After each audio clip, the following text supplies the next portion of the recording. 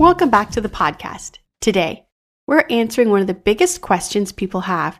What does it actually take to move from America to Spain? Let's break it down in a simple, practical way. First, you will need the right visa, whether it's a non-lucrative visa, work visa, or another option. This step sets the foundation for your move. It's important to research early and prepare your documentation carefully. Next comes your household goods. Deciding what to bring is a major step.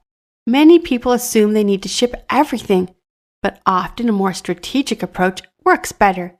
You can bring the items that matter most and rebuild the rest once you arrive. Shipping itself involves packing, freight coordination, customs, and delivery. And that is where working with experienced movers becomes critical. Mistakes in paperwork or packing can lead to delays or even unexpected issues.